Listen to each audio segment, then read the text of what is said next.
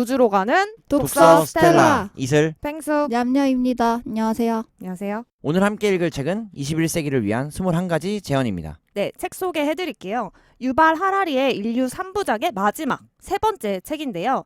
사피엔스가 과거를 그리고 호모데우스가 미래를 논했다면 21세기를 위한 21가지 제언은 현재를 이야기하는데요.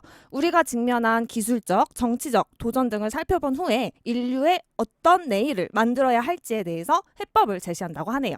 네, 드디어 왔습니다. 유발 하라리의 인류 3부작, 역사 3부작. 네. 자, 21세기를 위한 21가지 제언을 통해서 과연 우리는 더 나은 오늘은 어떻게 가능한지에 대해서 유발 하라리가 일러주는 그가 생각해낸 마지막 아이디어, 최신의 아이디어를 함께 들여다보고자 합니다.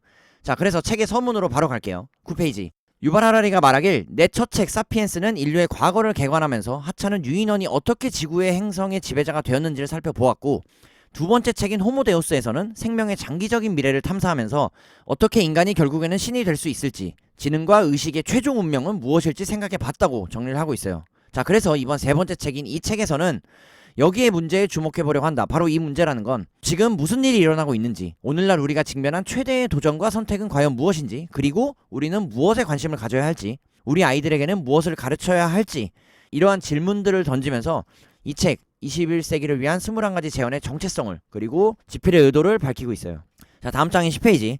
이전 책인 사피엔스와 호모데우스와는 달리 이 책은 역사적 서사를 의도하고 쓰지 않았다고 전제하면서 오히려 교훈의 선집이라고 할 수 있다. 즉, 교훈이라고 해서 단순 명료한 해답을 제시하지는 않으면서도 독자 스스로 더 생각해보도록 자극하고 우리 시대의 주요 대화 중 일부에 참여하도록 돕는 것이 목표라고, 목적이라고 깔끔하게 정리해내고 있다는 것. 자, 그래서 전작과의 비교를 조금 더 해보면 전작인 호모데우스에서는 정보기술과 생명기술의 융합에 관해서 상세히 논했다면 이 책은 당면한 사회적, 경제적 그리고 정치적 위기에 집중하면서 이 책에서의 관심은 비유기적 생명의 창조 여부보다는 복지국가, 특히 유럽연합과 같은 제도에 닥친 위협을 중심으로 풀어내고 있다는 점을 설명하고 있어요.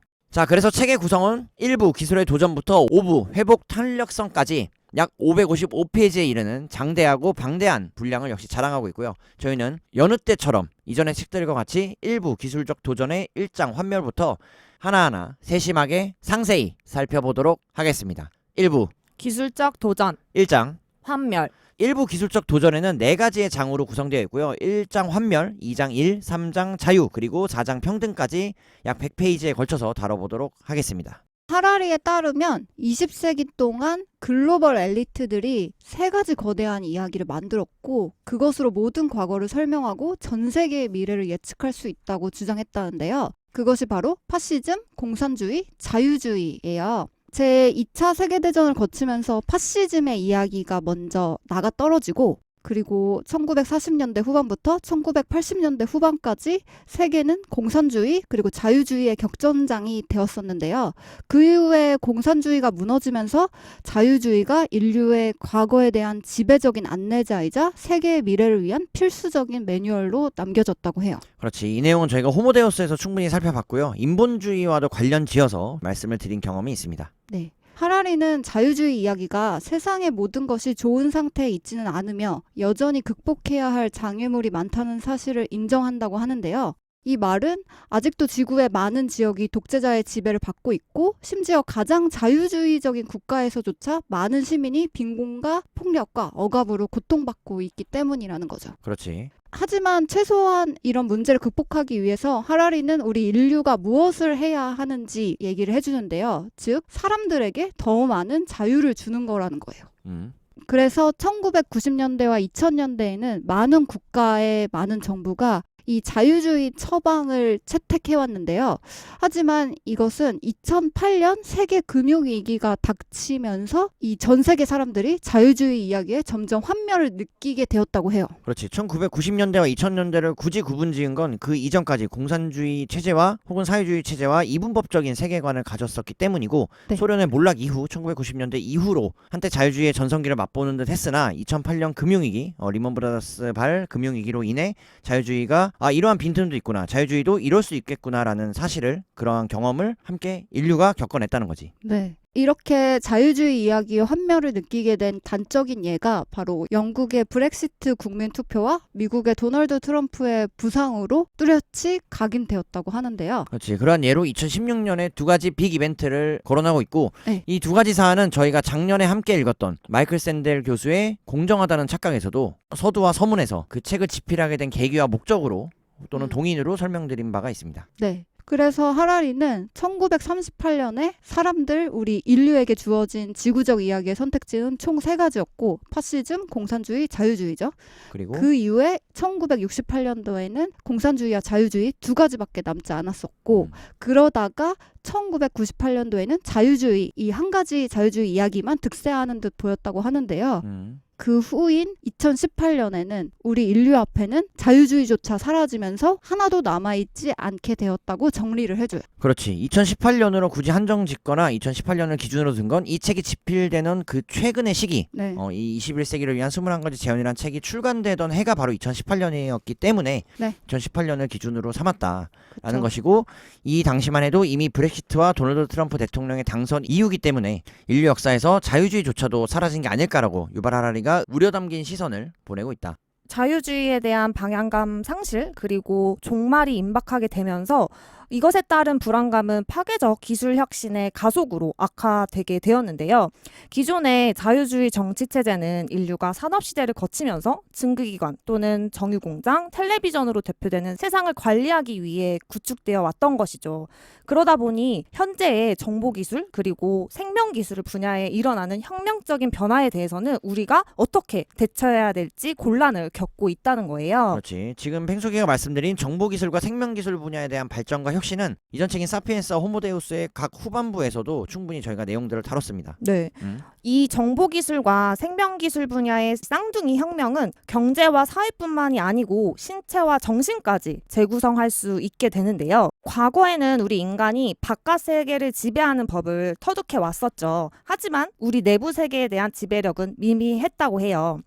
댐을 짓고 강을 막는 법은 알고 있었지만 우리 몸의 노화를 멈추는 방법은 몰랐던 거죠. 그랬는데 생명기술과 정보기술의 혁명을 통해서 우리는 우리 내부 세계까지 통제할 수 있고 나아가서 생명을 설계하고 만들 수도 있게 된 거예요. 그렇지. 외부 세계라는 건 결국 사피엔스들이 이룩해온 문명 그리고 사회 기술적인 발전과 혁신을 뜻한다면 우리 내부 세계라는 표현은 굳이 번역가의 말을 빌리면 우리 신체의 노화와 건강 그리고 수명을 연장시키는 방법 등에 대한 우리 신체를 조작하는 방식을 아울러서 이야기하고 있다. 네. 그래서 이러한 생명기술과 정보기술의 혁명은 기술자와 기업과 과학자들이 만들지만 실제로 이들은 자신들의 결정이 어떤 정치적 함의를 갖는지 거의 알지 못하고 어느 누구도 대표하지 않는다는 거예요. 실제로 의회나 정당도 이 생명기술과 정보기술에 대한 이해도가 떨어지니까 어떤 결정을 해야 되는지도 그들 또한 모른다는 말이 되는데요. 결국 아무도 모르게 되는 상황이 아닌가라고 우려를 제기한다. 네, 여기서 보통 사람, 우리 일반인에 대한 이야기를 전하는데요. 2018년에 보통 사람은 점점 자신이 사회와 무관하다고 느낀다고 해요. 수많은 신비한 단어들, 예를 들어 세계화, 블록체인, 유전공학, 인공지능, 기계학습과 같은 이런 단어들이 많은 컨퍼런스에서 오르내리긴 하지만 우리 보통 사람들은 자신과 이 이야기는 아무것도 관계가 없다라고 생각한다는 거죠. 그러나 아쉽게도 이 책이 2018년에 지어진 것과 달리 현재 2023년 오늘날에는 블록체인과 세계화, 인공지능과 머신러닝까지도 우리 일상에 많이 녹아들어 있고 실제 챗 GPT라든가 이런 신개념 같은 단어들, 어휘들 그리고 그런 세계관은 아쉽게도 이 책에는 담기지 못했던 거지. 네. 그래서 그런 이 책이 출간되던 시기와 그로부터 6년이 지난 오늘날과는 다소 비교를 해가면서 읽으셔야 된다라는 점 참고로 말씀드려봅니다. 네. 그래서 이것에 대한 이해도가 떨어지다 보니 대중은 이제 자신이 사회와 무관해질까봐 오히려 두려워한다고 유발 하라리가 짚어주고 있는데요. 그래서 너무 늦기 전에 자신에게 남은 정치 권력을 사용하는데 필사적이다라고 표현을 해요. 그러니까 대중에게 힘이 실리는 순간 그런 시대적인 소명은 이제 얼마 남지 않았다라고 어느 정도 규정 지을 수 있지 않을까라는 하라리의 예상 혹은 예언을 들어본다. 네. 그 다음으로는 자유주의 이야기가 계속해서 위기에 직면한 내용을 하라리가 설명해 주는데요. 하라리에 따르면 자유주의는 19세기 절반 동안 주기적으로 위기가 닥쳤고 그것을 극복해 왔다고 해요. 그 첫 번째 위기는 바로 세계 1차 그리고 2차 세계대전을 거치면서 극복해 왔다고 하는데요. 이 1, 2차 세계대전을 겪고 난 후에도 서방의 자유주의자들은 자신들의 보편적 가치, 그러니까 자유주의죠. 이거를 비서방 사람들에게 적용하는데 무던히도 애를 써왔다고 해요. 이후에도 자유주의가 마주한 상대는 세계 1, 2차 대전 때의 제국주의나 파시즘, 공산주의처럼 일관된 이데올로기를 가진 적수가 아니었다고 하는데요. 바로 트럼프의 예를 들어요. 그래서 하라리에 따르면 트럼프가 가진 이데올로기는 훨씬 더 허무주의적이라고 하는데요. 왜냐하면 20세기의 주요 이념운동은 전 인류를 위한 어떤 미래 청사진이 있었던 데 반면 도널드 트럼프는 그런 것을 제시하지 않았기 때문이죠. 자, 지금 말씀드리는 내용은 어디까지나 유발 하라리의 자의적인 해석이긴 하지만 네. 대부분의 민주주의를 연구하거나 자유주의를 수호하고자 하는 역사학자, 정치가 등이 충분히 제기해왔던 네. 트럼프의 당선 이후에 우려를 제기했던 부분이고, 이 내용 역시 제가 앞에서 말씀드렸던 마이클 샌델 교수도 이런 맥락에서 같은 주장을 해왔다는 것, 저희가 이전의 책에서 함께 살펴볼 수 있었습니다. 네. 그래서 자유주의의 메시지와 다르게 이 도널드 트럼프의 주된 메시지는 지구 차원의 청사진이 아니라 이 지구 차원의 청사진을 만드는 거는 미국의 일이 아니라는 거예요. 이거와 같은 결로 영국 브렉시트 지지자들도 분리된 영국의 미래를 위한 어떤 별다른 뚜렷한 계획이 없다는 거예요. 그래서 이러한 두 사태, 두 이벤트를 지속적으로 언급하면서 유발 하라리는 굉장히 부정적인 시선, 네. 왜 미래에 대한 청사진을 제시하지 않는다는 이유로 이 두 사건을 굉장히 제한적인 시선에서 한계를 규정하고 있어요. 네. 또 다른 대안으로 중국과 러시아의 이념을 설명해 주는데요. 중국은 국내 정치 자유화는 경계하면서도 세계 다른 나라들에 대해서는 훨씬 더 자유주의적인 접근법을 택해왔다고 해요. 그래서 하라리의 의견인데 사실상 자유무역과 국제협력에 관한 한 중국의 주석이죠. 시진핑이야말로 오바마의 진정한 계승자처럼 보인다고 얘기를 해주고 있어요. 그래서 결국 자유주의와 공산주의 모두 이제 신임을 잃게 되었다면 인류는 하나의 전 지구적 이야기라는 생각 자체를 이제 포기해야 할까라고 하라리는 물음을 던지는데요. 혹시 모든 나라는 저마다 오랜 전통에 따른 고유한 길을 택해야만 할까? 그리고 어쩌면 서방 사람들도 세계를 관리하려는 노력을 잠시 멈추고 기분 전환 삼아서 자기 일에만 집중해야 할까? 트럼프의 방법이죠. 이렇게 의문을 던지고 있어요. 자, 그래서 냠냠이의 말을 이어받으면 지금 냠냠이가 설명드린 이런 19세기와 20세기에 접어들면서 인류가 겪고 있는 자유주의의 위기는 지구 전역에서 동시다발적으로 일어나고 있다고 설명하고 있고, 그러한 우려를 뒤로하고 결국 우리 인류에게, 우리 호모사피엔스, 호모데우스들에게 남겨진 과업은 세계를 위한 갱신된 이야기를 만드는 것에 집중해야 한다라고 설명하고 있다는 거지. 바로 이 내용은 책의 40페이지를 빌어서 말씀을 드립니다. 다시 말하면 산업혁명의 격동이 20세기에 참신한 이데올로기를 낳았던 것처럼 앞으로 다가오는 생명기술과 정보기술 혁명을 맞이해서도 새로운 청사진이 필요할 것으로 보인다라고 다시 한번 청사진 이 키워드를 강조하고 있고, 따라서 앞으로의 10년 그리고 향후 그 이후의 시대들은 치열한 자아성찰과 새로운 사회 또는 정치 모델 구상이 두드러지는 시기가 될 것이라고 정의하고 있다. 자, 그래서 이어지는 장을 통해 하라리는 우리 인류가 직면한 당혹스러움 속에 새로운 가능성들이 대체 무엇인지, 그리고 그러한 가능성이 어떻게 하면 여기서 앞으로 나아갈 수 있는지에 대해서 이야기해보겠다고 말을 전하면서 다음 2장으로 넘어갑니다. 2장 1. 네, 2장 1에서는 미래 사회의 고용시장에 대해서 이야기해주고 있어요.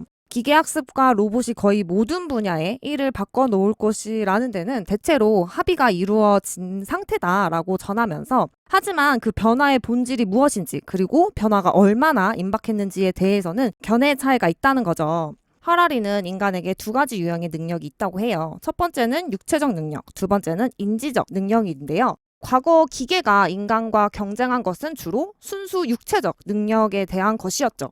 하지만 인간은 인지력에서 기계보다 월등하게 유리했다고 해요. 그 결과 농업과 산업 분야의 수작업은 모두 자동화되었지만 인간에게만 있는 인지적 기술이 필요한 새로운 서비스직들이 생겨나게 된 거죠. 그렇지만 AI는 이제 이런 기술에서 점점 인간을 추월하고 있다고 전해요. AI 혁명은 컴퓨터의 처리 속도가 빨라지고 똑똑해지는 것에 국한되지 않는다는 사실을 아는 것이 대단히 중요하다고 강조하면서 여기에 생명과학과 사회과학 분야의 획기적인 발전도 함께 한다는 거죠. 자, 1장 환멸과 2장 1에서 그리고 지금 팽수기가 말씀드린 생명기술과 과학기술의 발달은 역시 저희가 지난 책인 인류 3부작의 2탄 호모데우스의 11장 데이터교에서 충분히 말씀을 드렸습니다. 네. 지난 수십 년 신경과학과 행동경제학 같은 분야에서 이룩한 연구를 통해서 과학자들은 인간을 해킹할 수 있는 수준까지 이르렀다고 해요. 우리의 선택이 어떤 신비로운 자유의지가 아니라 아주 짧은 순간에 확률을 계산하는 수십억 개의 뉴런에서 비롯한 것임을 알게 된 거죠. 그래서 이런 인간의 직관을 과시한 것이 사실은 패턴 인식으로 드러났고, 이 말은 AI가 그동안 직관이 필요하다고 여겨져 온 업무에서도 인간을 능가할 수 있다는 뜻이라고 해요. 그리고 AI가 보유한 비인간 능력 중에 특별히 중요한 두 가지는 바로 연결성과 업데이트 가능성이라고 이야기해요. 인간은 개별자이기 때문에 서로 연결해서 모두를 최신 상태로 유지하기 어려운데, 컴퓨터는 개별자가 아니어서 하나의 탄력적인 네트워크로 통합하기 쉽다는 거죠. 따라서 우리가 직면한 위협은 수백만 개별 인간 노동자를 수백만의 개별 로봇과 컴퓨터로 대체하는 것이 아니고, 오히려 그보다 개별 인간은 통합된 네트워크에 의해서 대체될 가능성이 높다고 해요. 지금 팽수기가 예로 들어드린 하나의 AI 의사는 수십억 명의 사람들에게 훨씬 저렴하면서도 훨씬 질 좋은 의료 서비스를 제공할 것이라고 예측해 볼 수 있고, 말씀드린 운전사의 경우에도 AI 자율주행 차량이 지금보다는 훨씬 더 나은 수준의 교통 서비스를 제공할 수 있을 것이라고, AI를 통한 우리 인류의 미래를 긍정적인 측면에서 바라볼 수 있다는 거지. 그래서 사람의 일자리를 보호한다는 이유로 교통과 의료 같은 분야의 자동화를 막는 것, 즉 AI를 도입하지 않는 것 또는 그러한 속도를 늦추는 것이 바로 터무니없는 일이 될 것이라고 피력하고 있고, 결국 우리 인류가 사피엔스가 보호해야 할 궁극의 목표는 사람이지 일자리가 아니라는 것, 즉 남아도는 운전사와 의사는 다른 일자리를 찾아야 하고 찾게 도와줘야 한다는 것으로 이야기를 이어갈 수 있다. 하라리는 단기적으로는 AI와 로봇이 전 산업의 일자리를 완전히 없애버릴 것 같지는 않다고 하는데요. 여기서 특히 사람을 돌보는 능력과 더불어 창의성 또한 자동화가 넘기 어려운 장애물이라고 해요. 음악을 만드는 작곡가와 뮤지션, 가수, DJ는 여전히 인간이어야 할 것이다 라는 거죠. 그럼에도 결국에는 어떤 일자리도 자동화의 위협으로부터 절대적으로 안전한 상태로 남아있지는 못할 것이라고 하는데요. 여기서 예술에 대해 이야기를 하는데, 현대 세계에서 예술은 보통 인간의 감정과 결부되어 있다고 하거든요. 그런데 이 인간의 감정이란 것도 어떤 신비로운 현상이 아니라 생화학적 과정의 결과물일 뿐이라는 거죠. 그래서 멀지 않은 미래에 이 기계학습 알고리즘은 우리 인간의 몸의 겉과 내부에 장착된 센서를 통해서 실시간 전달되는 생체 측정 데이터를 분석해낼 수 있고, 거기서 이 인간 개인별 성격 유형과 그 바뀌는 기분을 알아내고, 이 특정 노래가 이 인간에게 어떤 감정적 영향을 미칠 수 있을지까지 계산해낸다는 거예요. 더군다나 모든 형식의 예술 중에서도 특히 음악이 빅데이터 분석에 가장 취약할 가능성이 높다고 하는데요. 왜냐하면 그 음의 입력과 산출을 정확히 수학적으로 서술할 수 있기 때문이라는 거예요. 그렇지. 결국 이렇게 입력되는 음파도 우리가 바둑을 알파고를 통해 풀어냈던 것처럼 수학적 패턴으로 분석해낼 수 있고, 이렇게 산출된 수학적 신호와 기호들은 결국 전기화학적 패턴으로 풀어낼 수 있다는 거지. 그래서 장기적으로 기계학습 알고리즘은 전 곡을 작곡할 수 있는 법을 터득할 수도 있다는 거예요. 이것은 마치 사람의 감정을 피아노 건반처럼 연주하는 것과 같다고 해요. 그래서 하라리는 알고리즘을 통해서 사람의 생체 측정 데이터를 사용하고 그 사람만 온전히 감상할 수 있는 맞춤 선율을 만들어낼 수 있을 거라고 얘기를 해줘요. 자, 냠냠이가 말씀드린 하라리의 이런 소설 같은 이야기, 공상 소설 같은 이야기도 어느 정도 수준까진 가능하겠지만, 그럼에도 불구하고 이러한 맞춤 예술은 결코 인기를 얻지는 못할 것이라고 하라리가 57페이지에 이야기를 전하고 있고, 이러한 표현은 앞선 책인 호모데우스에서도 동일하게 등장시켰었는데, 이러한 알고리즘을 통해 만들어내는 음악이 세계적인 거장 차이코프스키를 초월할 필요는 없으며, 그럼에도 불구하고 대중 팝스타인 브리트니 스피어스를 능가하는 것 정도만으로도 충분히 가능성을 볼 수 있을 것이라고 다시 한번 반복해서 똑같은 표현과 예로 정리하고 있어요. 그래서 앞서 말씀드린 것처럼 예술에서 의료에 이르기까지 모든 분야의 전통적인 일자리 다수가 사라지면 새로운 인간 일자리의 창출로 상쇄될 것이라고 하는데요. 인간은 AI와 경쟁하는 대신에 AI를 정비하고 활용하는 데 집중할 수 있게 된다는 거죠. 예를 들어서 드론이 인간 비행사를 대체하면 일자리가 사라질 것이라고 예상을 하겠지만, 정비와 원격 조정, 데이터 분석, 그리고 사이버 보안 분야의 새로운 기회가 더 많이 생겨난다고 해요. 해요.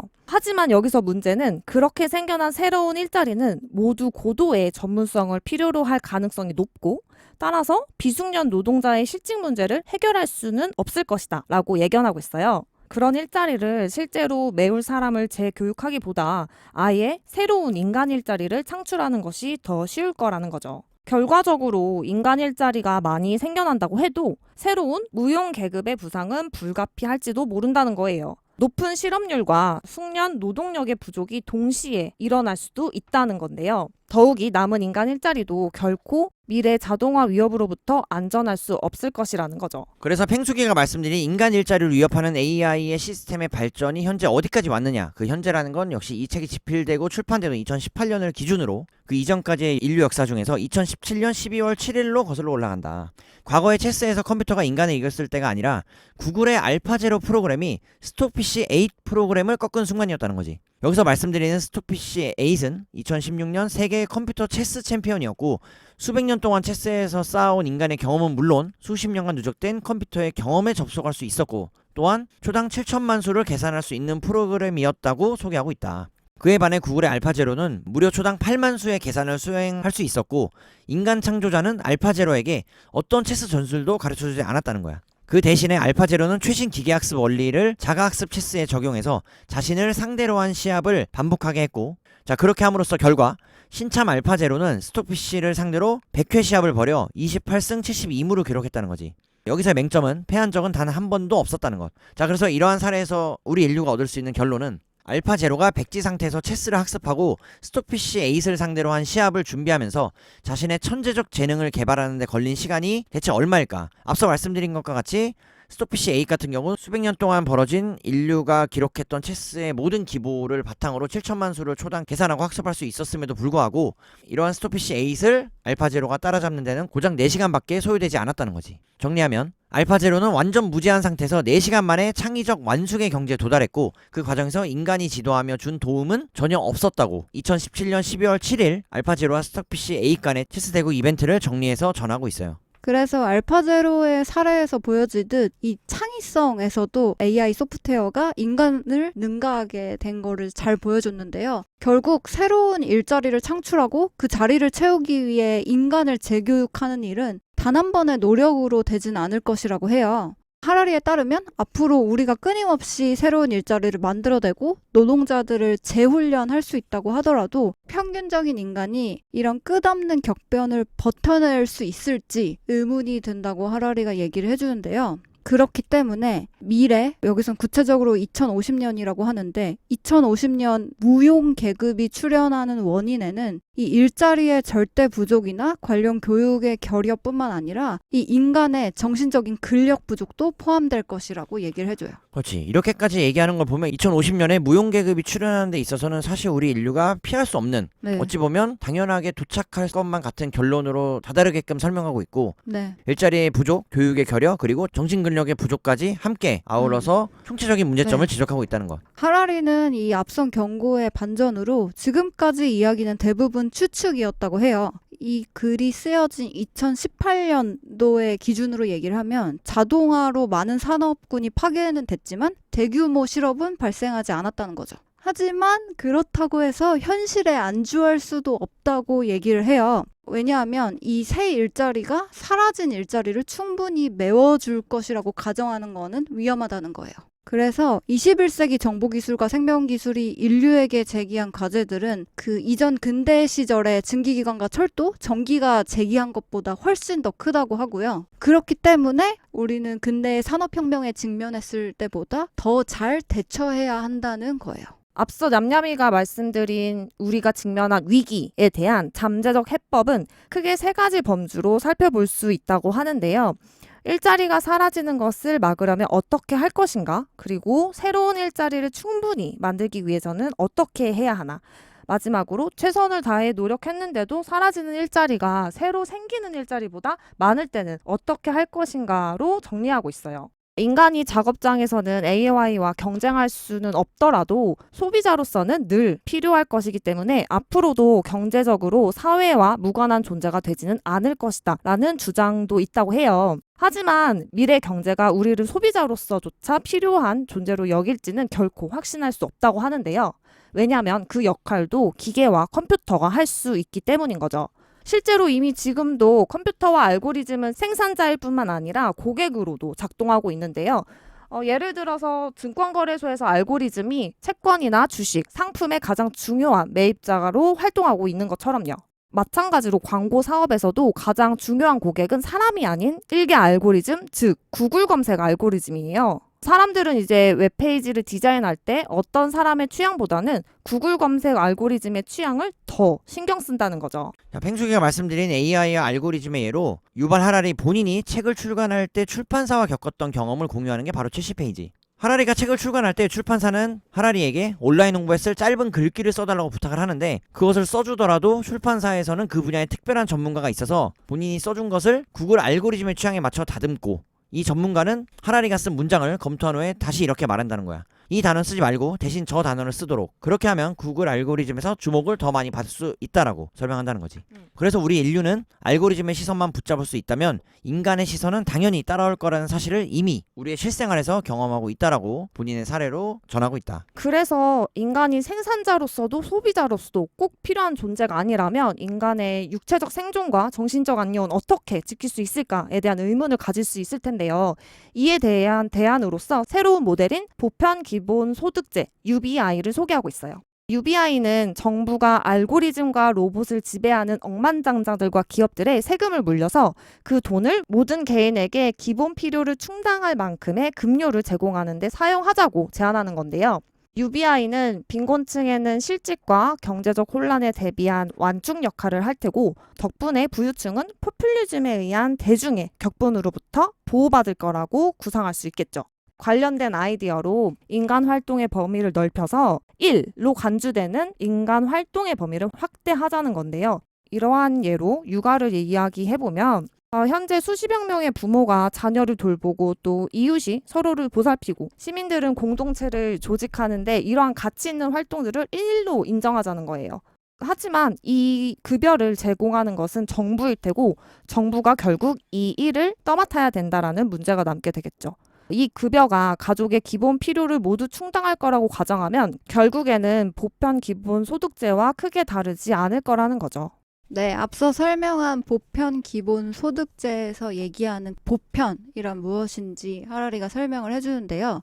이 보편은 소득의 형태로든 서비스의 형태로든 일반적으로 국가 차원의 기본 지원을 의미한다고 해요. 그래서 지금까지의 모든 UBI 기획은 엄격하게 국가 차원이거나 지방 차원이었다고 하는데요. 그렇지. 이러한 내용을 우리 대한민국도 우리나라도 지난 코로나 시기에 기본소득이라는 개념으로 경험해 본 적이 있다. 네. 그래서 이 UBI의 정책적인 실험이 현재 캐나다나 이탈리아, 네덜란드 도시 몇 곳에서 진행이 되고 있다고 하는데요. 사실 이 보편 기본소득이 안고 있는 문제는 자동화의 주 희생자가 있는 국가에서 이루어져야 되는데 과연 그러고 있느냐라는 거죠.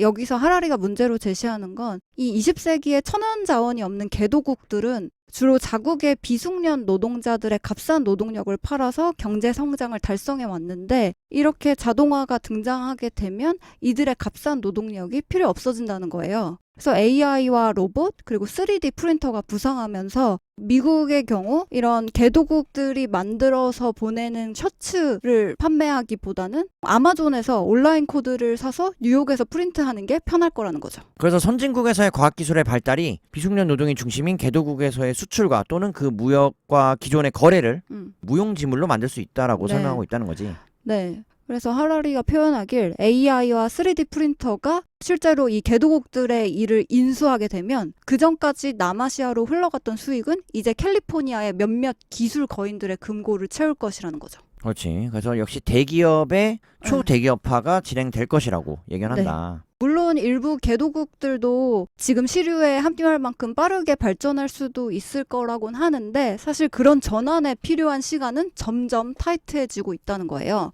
그렇기 때문에 이것 또한 하라리의 표현인데 그 당시 트럼프 대통령이 뒷간 같은 국가들이라고 부른 나라의 실직 국민을 지원하기 위해 미국에 세금을 송금하는데 과연 미국 유권자들이 동의할 것인가라는 굉장히 공격적인 의문을 제기하고 있어요. 그렇지. 하라리가 개도국이라고 표현한 나라들 책에서는 방글라데시, 벵갈루루 그리고 인도 정도를 표현해내고 있습니다. 자, 그래서 팽수기가 말씀드린 UBI 즉 보편기본소득제의 정의부터 시작해서 냠냠이가 말씀드린 선진국가, 후진국 간 즉 개도국 간의 무역거래와 앞으로의 미래의 향후 전망까지 정리를 드렸습니다. 그래서 앞서 보편 기본 지원에서 보편을 설명드렸는데요. 이번에는 기본을 덧붙여서 설명을 해주고 있어요.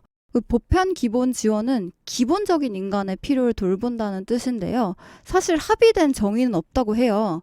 그래서 순수하게 생물학적 관점에서 인간 사피엔스는 생존하는데 하루 1,500에서 2,500 칼로리가 필요하다고 하는데요. 그 이상은 무엇이든 사치라는 거예요. 하지만 이런 생물학적 빈곤선 외에도 역사상 모든 인류 문화는 자기 기준에 따른 추가적인 필요를 기본으로 규정해왔다고 얘기를 해줘요. 여기선 예시로 교육을 들어주는데 가령 기본 교육에는 읽기와 쓰기만 들어갈 것인가 아니면 컴퓨터 코딩과 바이올린 연주까지 포함될까 혹은 6년제 초등교육만 해당될까 대학원 박사과정까지 포함될까 라고 얘기를 해보는 거죠. 결과적으로 하라리는 인간의 기본적 필요를 두고서 어떤 정의를 따르든지 일단 한번 누구에게나 그것을 무료로 제공하면 사람들은 그것을 당연시하게 될 것이라고 얘기를 해줘요.